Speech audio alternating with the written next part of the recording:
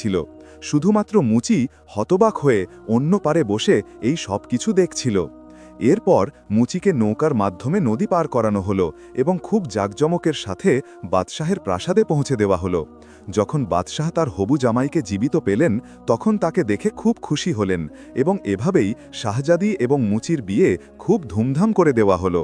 বিয়ের পর দূত বাদশাহকে বলল, হুজুর, যদি অনুমতি দেন তবে একটি কথা বলতে চাই।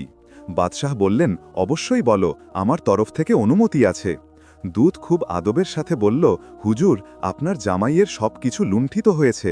মা, বাবা, আত্মীয় স্বজন, আমি রমরা সবাই ডুবে গেছেন, আর এখন তিনি একেবারেই একা। আর পিছনে খবর নেই যে প্রাসাদেও কেউ দখল করে নিয়েছে কিনা, কারণ বরযাত্রীর ধ্বংসের খবর পিছনে পৌঁছে গিয়েছিল। তাই তাদের ফিরে যাওয়া অর্থহীন, কেননা তাকে এখানেই থাকার জন্য বাধ্য করা হোক। ভাগ্যক্রমে বাদশাহ আগেই এমনটা ভাবছিলেন। বাদশাহের একটিই মেয়ে ছিল এবং তিনি তাকে খুব ভালোবাসতেন। তার দূতের এই কথা খুব পছন্দ হলো। তিনি মনে মনে ভাবলেন, এভাবে তার মেয়েও তার চোখের সামনে থাকবে এবং তার রাজত্বে তার হাত বাড়ানোর জন্য একজন পেয়ে যাবেন। তিনি দূতকে বললেন, আমাদের জামাই কি এই কথা মেনে নেবেন? দূত সাথে সাথেই বলল, হুজুর, এই বিষয়টি আপনি আমার ওপর ছেড়ে দিন, আমি তাকে রাজি করিয়ে নেব। বাদশাহ খুশি ছিলেন যে এখন তার মেয়ে তার চোখের সামনেই থাকবে।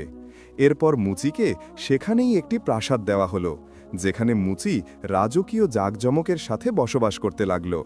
কয়েকদিন পর্যন্ত শিয়ালটিও সেখানেই দূতের রূপে তাদের সাথে থাকল। তারপর একদিন মুচিকে বলল, দেখো, আমি তোমাকে যে প্রতিশ্রুতি দিয়েছিলাম তা পূরণ করে দিয়েছি। এখন আমাকে অনুমতি দাও যাতে আমি আমার সঙ্গীদের সাথে মিশে যেতে পারি।